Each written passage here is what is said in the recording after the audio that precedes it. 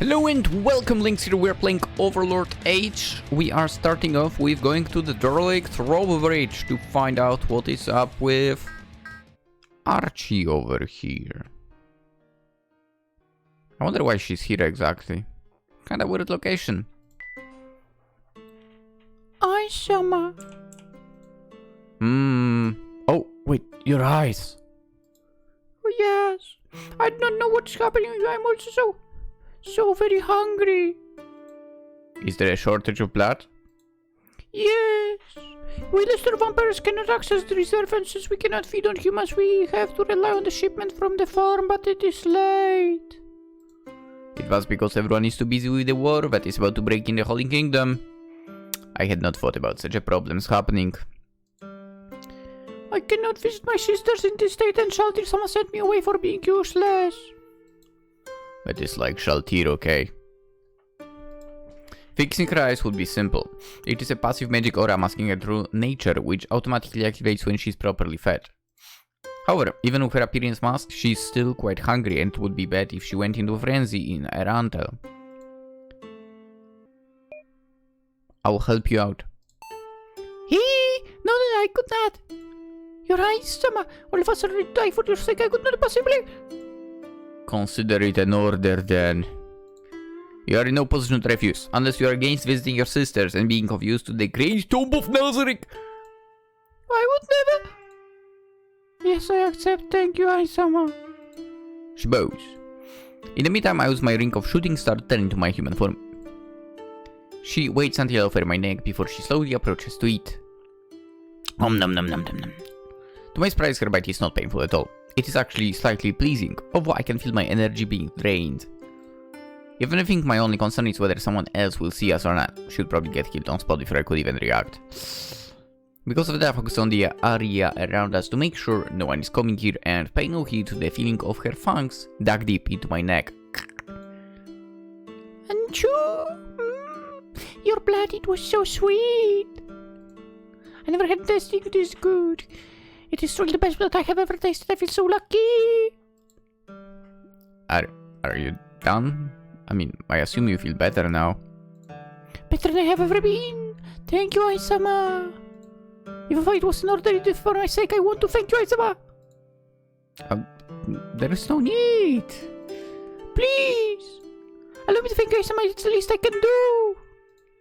Well, I mean, you can just say thank you and we are good. I'm tempted to refuse, however it must be really hard for her to obey such an order. She would feel even more in-depth if I were to simply walk away, and since I'm already in my human form. Fine. Just say thank you and we are good to go. After hearing my thanks, or her thanks, to the chamber. What's up, Shizu Delta, my wife, second wife? Shizu, how are you feeling today? Pretty good, aside from the increase in wave, moving around is much harder now. Yeah. I caress her belly. You are really beautiful. I mean, but it's the game. Again, in real life, that is never a true thing, by the way. I still stand by that sentence. You don't look better when you're pregnant. Never. Anyway. Aisama. I've convinced her to take it easy and stop working for the remainder of her pregnancy. It was not easy. At the end, I've persuaded her by explaining how giving birth to a child is her task, and in a way, this is like work even though it requires her to rest. It is especially important for her to do that because it is hard to predict how things will progress. She don't be able to get pregnant. This was possible only through magic. Magic does not always work the way one wants, so monitoring her health and that of our child is essential. It's been so long. We cannot make love today either. We should not take such risks, especially since you are so close to giving birth. Oh. I mean, if you really want to do something, we can try something more simple. Cuddling will be good enough. She tilts her head. Something more simple, you mean cuddling? Really? Okay. The cuddling it was. Real nice. Alright, let's see what the Roetia wants. While I'm lost in thought, I hear someone knocking on my door. You may come in. Hi, Shama. Oh. You look good. She boasts I can easily tell how her posture is totally wrong. Ugh. That makes me suddenly realize how I can now spot a person from noble origins and a commoner just from how they bow. There is no way I could do that before. Am I slowly learning to become king after all? As I think that, I notice she's holding a plate. That is, for me. Yeah. I thought you saw this, but I do not need to eat. I know. This meal was initially intended for another purpose.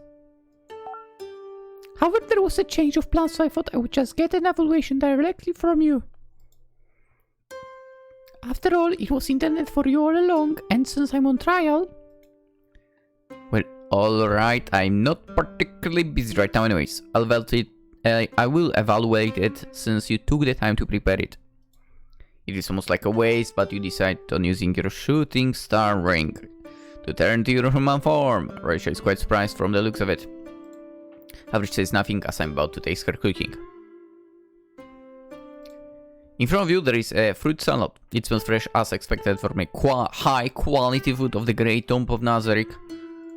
The meal is nothing special for. Nazarick has better cooks, but also worse ones. Totally mediocre.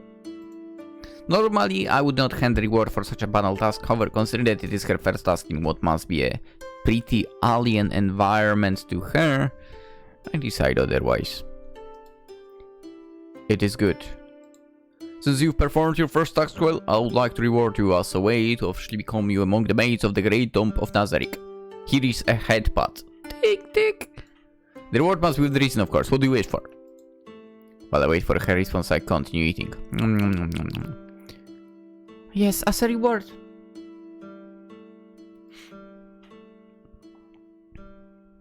Head pats. At the end, I almost choked on the... And the 8 edge assassins almost killed the new mate. I'm sure glad I do not need to eat. I cannot imagine such a things happening every day, man. What the hell is going on in her mind? Anyways, I wonder if I have made the right choice in hiring her to work here. Right. Sebas, I know you were waiting. That's right. I'm here. Hi, Sama. He elegantly bows. It almost seems like a déjà vu from the day before. Did something else happen? Yes. There has been a dragon attack on the caravans trading with the Dwarf Kingdom. Dragons now. What are the estimated damages? There were no damages. The dragon was very weak, so it has been pushed back without any issue. However, the dwarves have reason to believe that a stronger dragon may attempt to attack our caravans once again. We know the general location of their lair. It should be easy to spot. Wait your parents to send a squad to deal with them. No, I'll do it myself. I could use some fresh air. It could be dangerous. While the dragon was quite weak, we do not know anything about their lair. There is a chance that quite powerful dragons live there. May I suggest to bring at least a floor guardian as your companion? I'll bring you then. Yes, it will be an honor to accompany you, Sama. I actually do not remember who went to the dragon in anime. I might be incorrect. Maybe it was still Shaltir and Aura? I might be wrong about that. Cocytus? I don't remember. I teleport both to the entrance of the Great Tomb of Nazarick. And then we begin flying towards the peak of the mountain in the Dwarf Kingdom. While it is hard to tell because of all the snow covering the peak, it is actually an active volcano. The dragons live within. The river of magma divides many communities such as Feujira and Fiuberkana. That makes traveling underground between some cities very challenging. However, while that is a trial for most creatures living in the Dwarf Kingdom, the river of magma actually serves as a means of transportation for the dragons. A long time ago, Back when runesmithing was common, dwarves had to pay the dragons with their best crafts once a month. Then one day they disappear. They've been secluded for many years, but both my visit and the values in our trades must have awakened them, and now they are hungry for treasure. There they are. They are standing outside, so it does not take too long to spot them. Is it really a dragon? Weird. We don't interrupt them. All dragons turn face us, but only one of them walks a few steps closer. It must be their leader. Ugly as heck. Hey, a skeleton and a human. He keeps getting closer while sniffing the air around us. No, that is not right, but for importancy, you took out quite a lot of treasure with you. Very kind of you come here to donate your items to us. You are misunderstanding. We have no intention of giving you anything.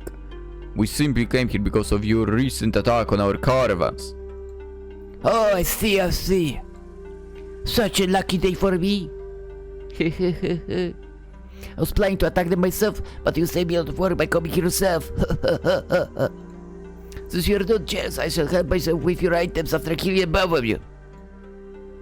It happened in less than a second. From the look on the dragon's eyes, none of them could comprehend what had just happened. Normal punch! Faster than their eyes could see, Sebas had moved in front of me and landed a single punch which crushed the dragon's skull. It dropped dead before his claw could reach me. So, anyone else wants to try? All the dragons reply by lowering their heads, and then their whole body until they touch the cold ground. They kneel before us, and none of them dares to raise their head again until I allow them to. From today on, you all will answer to Sebas, your new master! Even though dragons are proud creatures, they do not look surprised or angry. They have completely submitted to us. Instead, Sebas is the only one looking surprised at my decision, but he does not say anything. We'll be stepping away to talk. Anyone attempting to escape by flying away will be killed without mercy. After we get out of their hearing range, I begin to address Sebas. I was thinking we could use the dragons as a means of transportation of both people and goods. Some goods in particular might require a faster delivery or extra protection, both of which a dragon can take care of. I'll be the one managing them. I believe you are the most fitting choice, both because of your current tasks regarding Arantel, but also because they saw your power. Dragons respect power more than anything else. It is only natural they would pick you as their new leader. Yes. If I so must say so, it could never be wrong, so I shall do my best. He bows. That's so... I will take the lead. I will let you take the lead now. I shall return to the Great Tomb of Nazarick. As I fly back home, Sebas' words resound in my head. It could never be wrong. If only that was true. Despite the recent events showing my errors in judgment, everyone still kept believing I was flawless. Each one of them treated me as a god, not daring to question anything. It was mentally tiring and made me feel alone.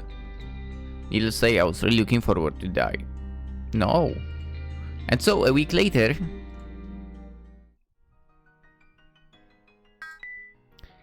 Sebas is waiting for me again. Okay. Seems like sadly nothing else is happening for... There was an event in the mirror. I'm pretty sure something pinged. Yeah, a special ingredient. Oh boy. I have a bad feeling about this one. There, Momon sends me this one's ready. Now for the last, yet most important ingredient. She takes a vial containing a liquid inside. Looks almost like water, but not quite right. Uh-oh. I'm somehow beating my love soon. Slowly but surely he will love me just as much soon. I don't think I want to know. Lupus Regina undoes her invisibility and appears behind her with a knife to Ruesia's neck. Really now? You seem to be so well behaved, Roe-chan, but seems like you're quite naughty, Sue. I can feel the cold blade of her dagger resting on my neck despite the cold sensation it burns. That's right, she was saying. I'm taken by surprise, but once a few drops of blood fall on the table, I understand what's going on. You were invisible. That is right. Now, what should I do with you, I wonder? Not only addressed I somehow wrongly, but you even tried to put some weird stuff in his food. Ah! I always call him my Samo when I'm not alone. Are you going to kill me? Kill you? I would like to, but cannot. Dispose of that thing and do not ever try to do such a thing again, else my blade might slip next time. I understand. I shall find another way to make him love me.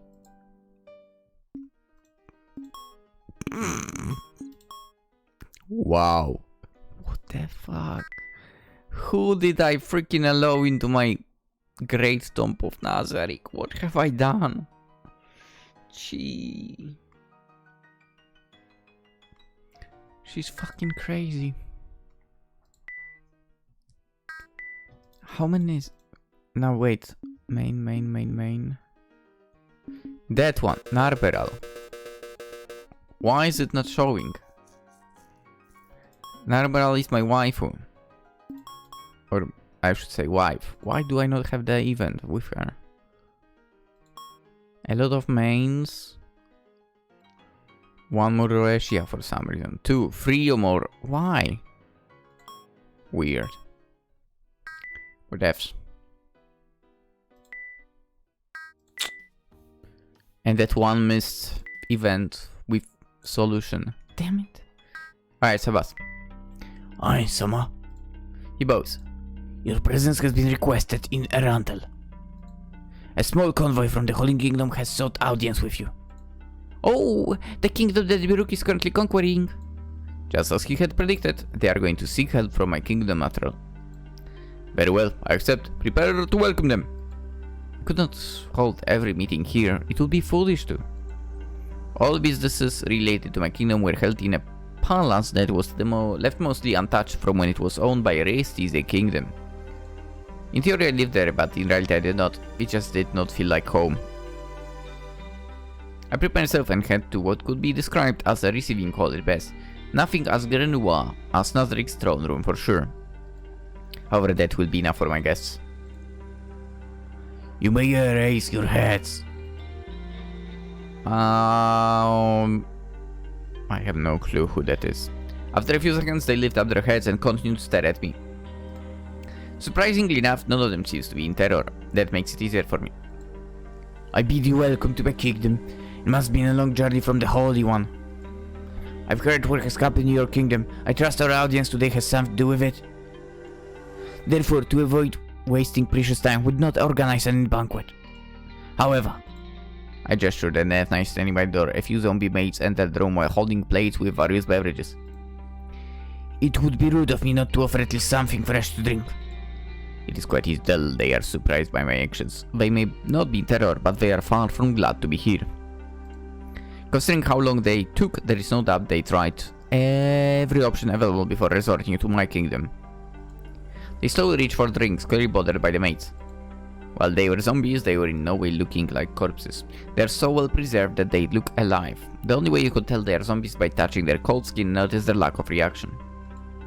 However, paladins can tell with ease if a creature is undead or not. The younger woman is the first one to drink it, followed by others a few months after. Amazing! I never tasted anything that good. Thank you very much, Your Majesty. Now, while you enjoy your beverages, I would start by asking the current state of the Holy Kingdom. Our queen has been captured. I'm unsure of for what purpose. Nonetheless, we're resisting. Half our kingdom has been conquered already, but we have managed to stop the enemies from advancing temporarily. Even so, it is only a question of time before the whole kingdom falls. I see. I assume your purpose for coming to my kingdom is to seek aid, is that correct? What will you offer in exchange? Yes, we ask for a single warrior, Mumun. The only thing we can offer at the moment is friendship, my country's friendship.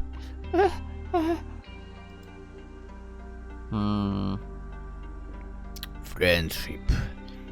I was hoping for something more tangible. We have nothing else to offer considering the state of our kingdom.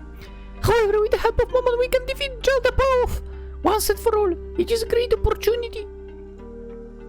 Momon, huh? I'm afraid I have to decline. They look at each other. May we know why? If we do not get rid of Jelda now, he might cause problems for your country next. The reason is simple. Momon is playing a vital role in my kingdom right now. His absence would cause chaos, and that is guaranteed. I can instead lend you many powerful undead. Undead more powerful than Death Knights. They should be more than sufficient. Her face twists in distress. Of course I would never expect a paladin to accept even these dire circumstances. Otherwise I estimate a wait of about 5 years, yeah, before Momon will be available to accompany you. Huh? I was purposely meeting the request with something unreasonable, however not all of what I said was false. After all, a good lie requires some truth. That might lead to problems. I see. Well, I suppose 5 years is much. If I make some sacrifices, I can shorten it by a few years. How about 3 years then? It will lead to unrest in my kingdom, but there is no helping it. After all, it is a request from the friendly nation. Yes, it is very kind. Thank you for your generosity, Your Majesty. My apologies, Your Majesty. She bows. May I make a request? I'm listening. Please, may I request to shorten time even further? Nia! Shortening time even more would cause great harm to my country. Even so, you still insist on the request, huh? Yes, please. The other paladin is almost killing her with her stare alone. Her previously small presence is no more. With a simple question, she becomes the most interesting person in the room, to my eyes. Not many people with an insignificant rank would dare to ask such a thing from a king of another nation just out of love for their own country. Admirable. I'm sorry, fool. It is fine. To go that far, he must be really proud of her. It really shows she loves the country, is that right? Yeah. Very well. A year and a half. It's a great sacrifice, but I'm sure I would wish the same if I needed to aid of a friendly nation. Thank you for your immense generosity, Your Majesty. Yeah, thank you, Your Majesty. Thank you for what, really? They both bow before leaving. All of us know that by a year and a half, their kingdom will be no more. However, they were still quite happy. A year and a half is much better than 5 years. Maybe, just maybe, a miracle could still save their kingdom. That is what I'm sure they were hoping. However, I had different plans. I would help them, but not through official means. As such, I sought a secondary and more private meeting with the paladins once again. On the evening of the same day. Okay, so I will get straight to the point. While our previous meeting early in the days has been solved with success, I have another proposal that you might find more advantageous. There is someone who is as powerful as Momon, and he will be able to leave much earlier tomorrow. Someone on par with Momon? We are not aware of someone as strong as Momon leaving this kingdom. That would certainly help. I'm glad to hear that. How long it will require for us to get introduced to the person who is on par with Momon? Oh, I mean, the introduction already happened. I'm the one on par with Momon that accept to aid your kingdom. What? A heavy silence falls in the room. The face of the paladins have an exaggerated look of disbelief. Is that true? I would never joke on that. I'm completely serious. For a lot of nation, come with us. She looks conflicted. She's not in a position to refuse help, but she cannot just simply accept the king of another nation to fight alongside them. Your Majesty, that's truly alright. Your nation will be left without a king for an amount of time, and if you were to get injured... Like one day? I understand your concerns, but I am the only one who can defeat Jaldabal. As you have said, that is a good chance to strike.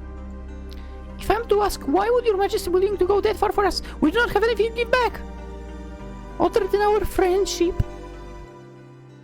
Well, there's a personal reason. Hence why I sought a private meeting to discuss this alternative option. Jaldabal is mind controlling some mates. I want them. I want to free them and turn them into my allies. After all, they are not at fault for their actions. They cannot control themselves. Mates? We've not seen a mate. Not in the capital, at least. They might be his triumph card. Back when he had attacked the Yggdrasil kingdom, he had mates alongside him. They can consider this the price to You can consider this the price to help your kingdom. I'll use the chance to get the mates, and in exchange your kingdom will be freed personally by me, as soon as we get there. What if there will be no mates? In that case, it will be entirely my fault. It is the risk I'm taking. You know your kingdom will have any obligations to repay me.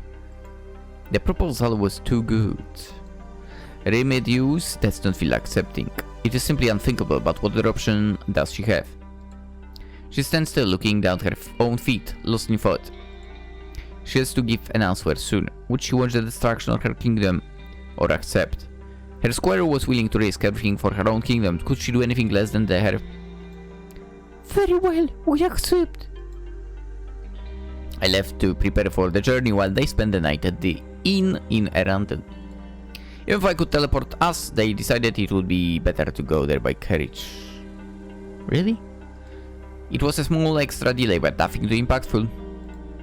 The squire, Nea, was assigned to be my follower for the journey. In those 2 days, I've learned a lot about her. I was only partially interested in her at first, but a long quiet journey is much more boring than a long journey. Yeah.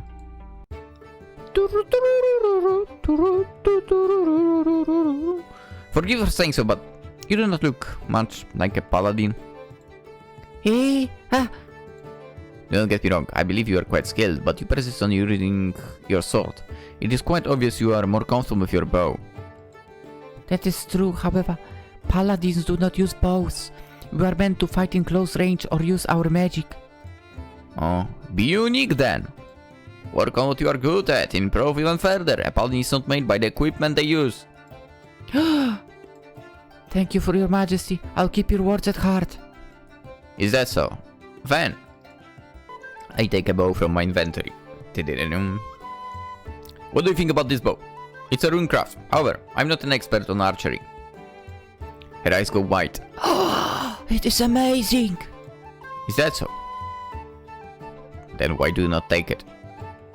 No way. I could never. I'm just a squire. I'm not even that good at archery and... You are my follower. Your duty is to protect me. Is that not right? Yeah. Then it only makes sense you would be properly equipped to fulfill your task. I moved the bow closer to her, with a blue necklace on top of it. She was so focused on the bow that she had not seen it until now. That necklace.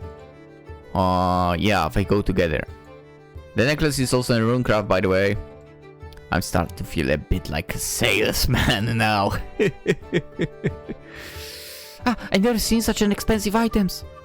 She holds her face with her hand for a few moments before the other shaky hand reluctantly takes both items. Wow, I can feel their power, especially the bow. Make sure to wear both. Yes, thank your majesty. I decided to spare Nea despite being a squire. I took notice of her personality and how unique she is. If I had to be somebody, she's definitely a good choice. Yeah? As for the rest, oh boy. I still have not decided. Unlike Miss Baraha, they do not seem to have any redeeming quality. I look out of the window and lose myself in thought once again until our journey finally comes to an end. We arrive at their camp. A cave. It is poorly furnished and poorly guarded. Lucky for them, the illumination is not a problem. It is handled naturally by tall mushrooms. I mean, it's not furnished at all, but whatever. From what I can see, there are a couple of hundred survivors. Most of them are paladins and priests. However, there seems to be some commoners as well. Perhaps they are paladins without armor. Maybe priests. Quite hard to tell. Everyone looks equally weak to me. You were not the only one judging, in fact. All eyes were on you. It could not be helped. No one expected an undead to come here, let alone the king of another nation. They've prepared a room for where I will be spending the night before we set off to save the Holy Kingdom. It is the best room available. As good as a room in a cave can be. They cannot even compare to the ones in the Dwarf Kingdom, which were pretty good in comparison, even if their furniture was quite on the smaller side. I do not really care much for such things. It is acceptable considering the circumstances. I use a few spells to create some comfortable furniture for myself and spend the night reading my notebook and a few books on the side as I usually do. What bothered me the most is that the place was not secure. The tracks were not covered. There was so much wrong with this place that if it had been a true attack they would have gotten annihilated. I offered some basic suggestions without imposing myself too much. After all, I was the king of a nation and I came here with a single goal in mind. The day after.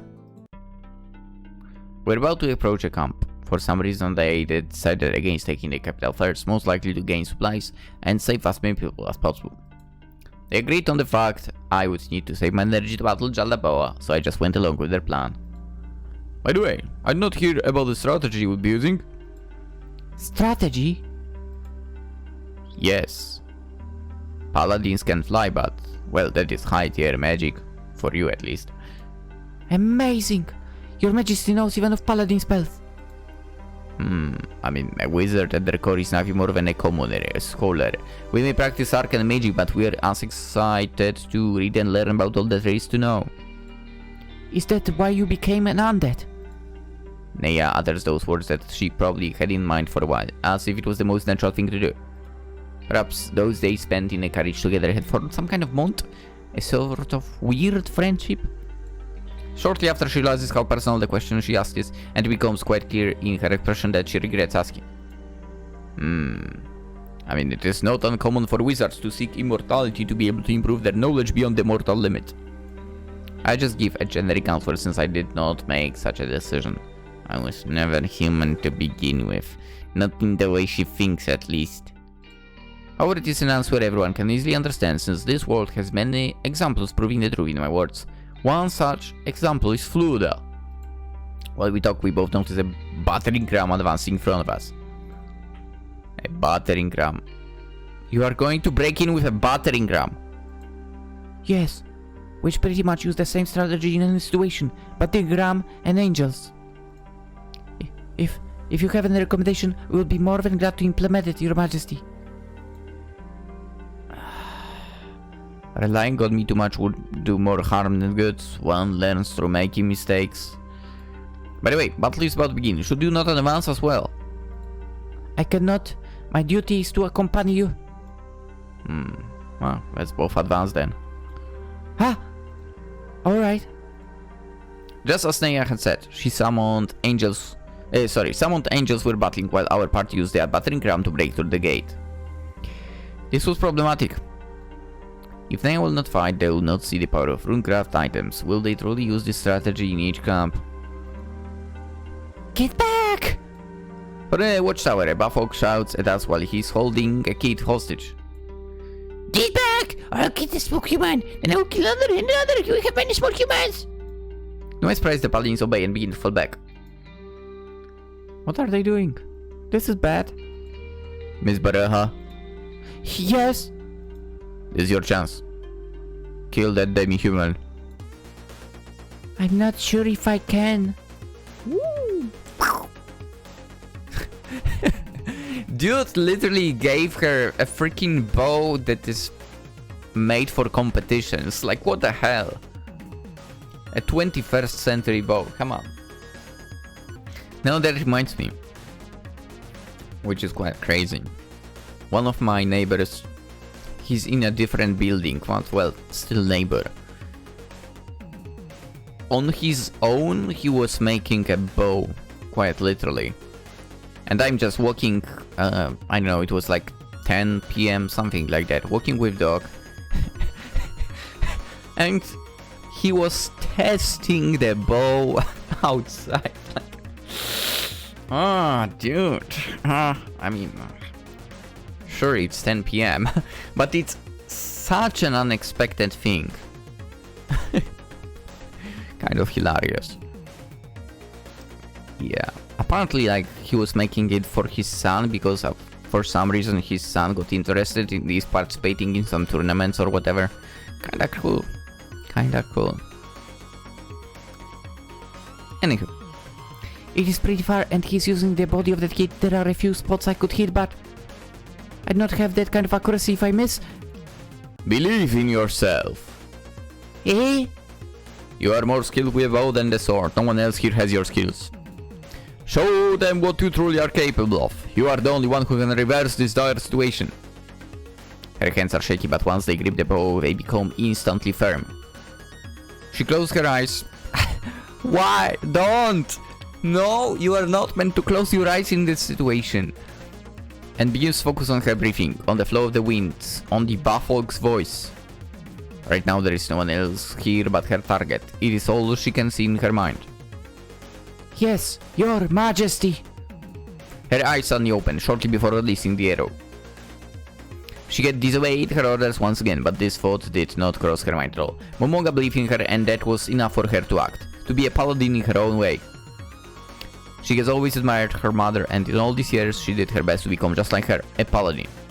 However, no matter how hard she tried, it seemed to be impossible to reach her goal. She had never thought of trying an alternative route, not until Momonga made her realize how oblivious she had been for all this time.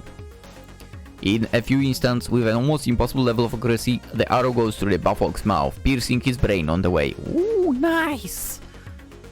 Remedios glares at her for a moment before ordering to continue the attack. This bow. There is no way my arrow would have struck with my old one. Good archery skills should be accompanied by a good bow. You did good. Well done. Thank your majesty. I want her in my army. I want her in Nazarick, man. She bows. Keep your eyes open. We're still in battle. Cover them from this range. It is fine, is it not? You'll still be by, next to me. Yes, I can do this. Camp after camp, in almost a week, we have finally reached a small city. During all this time, they kept using the same strategy, but this time it would prove to be useless. That is because the city in front of us is not made of wood, but stone and iron. A battery gram would never bring the gate down in a reasonable amount of time. As a better watcher, I am very curious to observe how they would handle this situation. I see. The enemy troops are also more competent than the ones we've encountered so far. Some mountain angels were being slain. A few paladins were trying to fight beyond the gate, but since their fighting abilities rely on close range, there was not much they could do but get wounded. Naya, on the other hand, was offering quite a good support, but that was not sufficient. I was hoping for something more than a simple brute force. Well, I guess I can help a bit. Your majesty. Don't worry, I'll do it from here. You can continue focusing on supporting them. I extend my bony finger towards the gate. Knock! I use a simple tier 2 smell. Knock. This spell has a medium range, but the distance increased even more thanks to my level by about 100 meters. The gate opens and the paladins rejoice as they charge inside. Wow! Magic can truly do anything. It is always good to have a few utility spells at hand. You can never predict when you will need them the most. I had no doubts at this point. With my small contribution, this city, like the camps before it, was pretty much about to be conquered. I was too hopeful for. Why are they falling back? I was just as confused when Remedios signaled her to stop firing.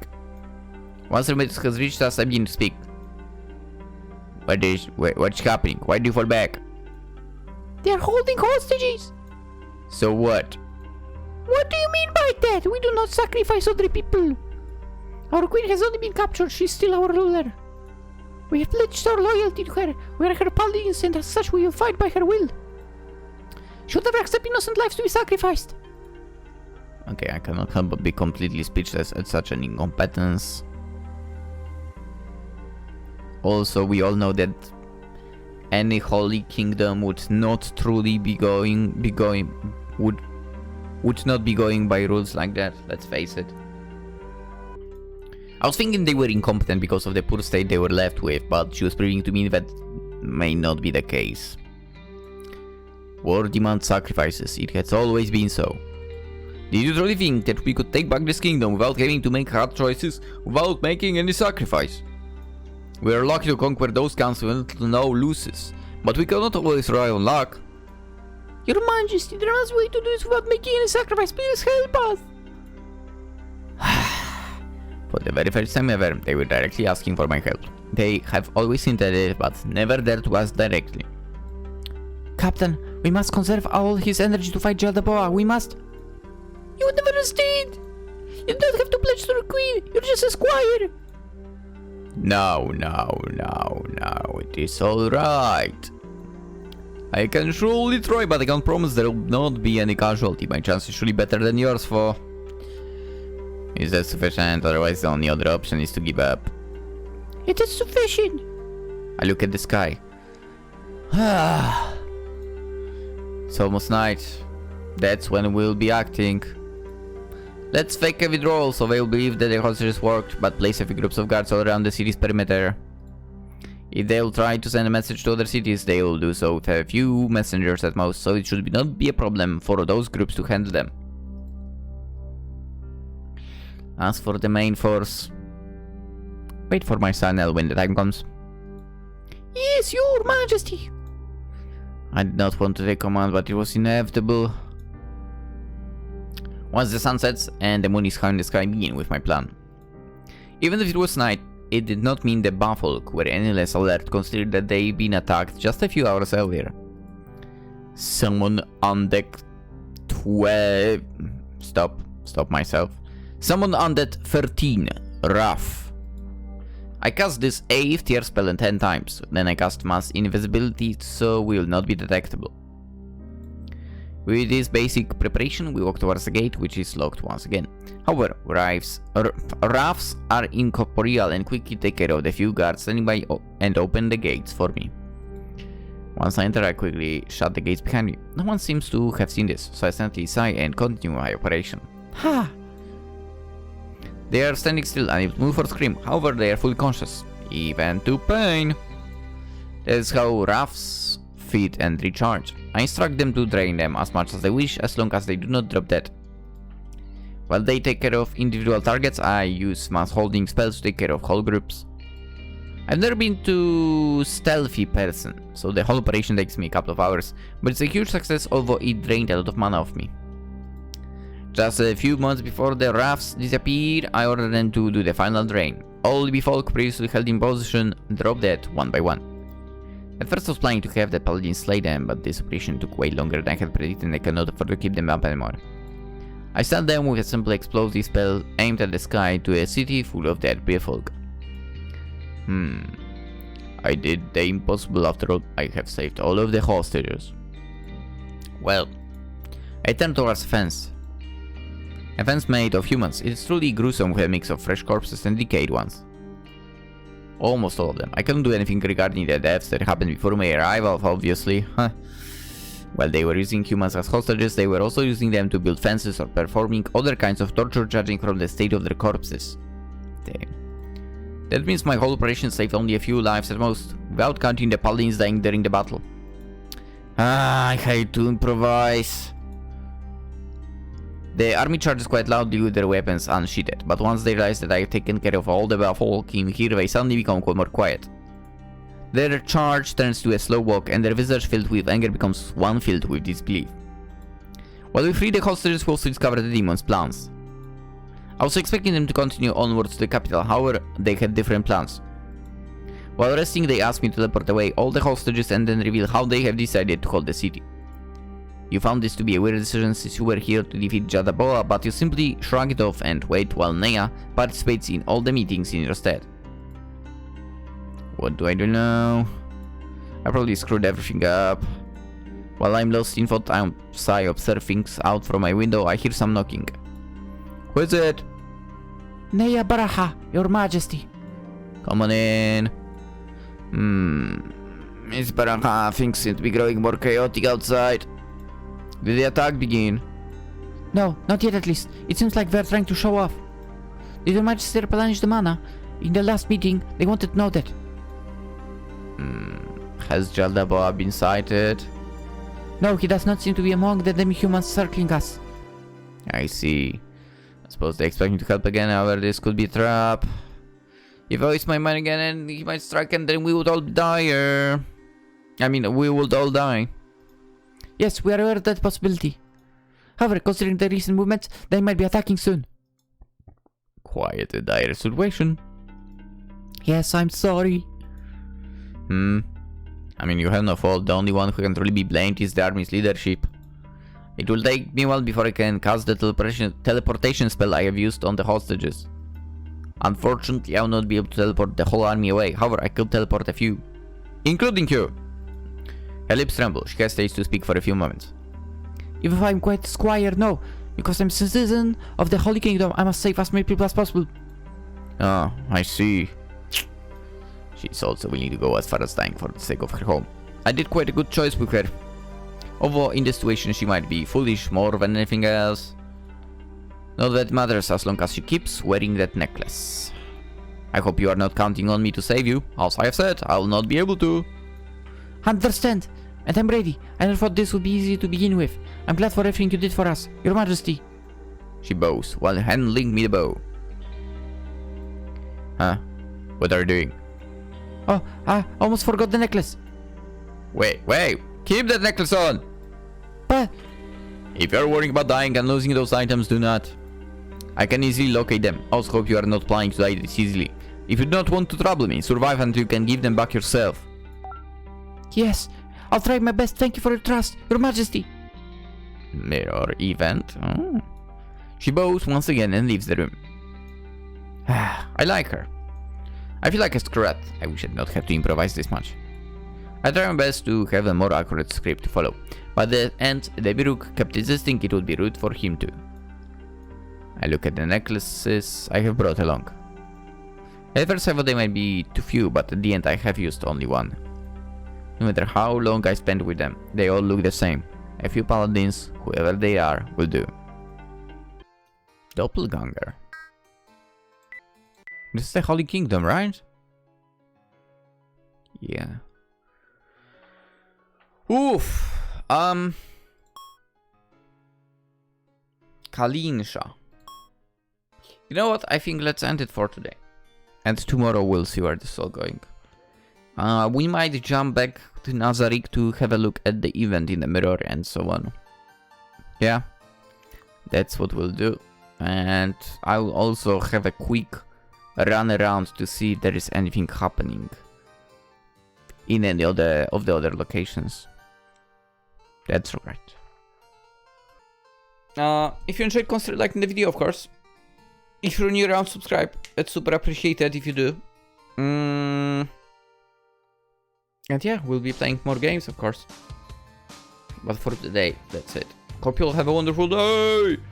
Bye bye.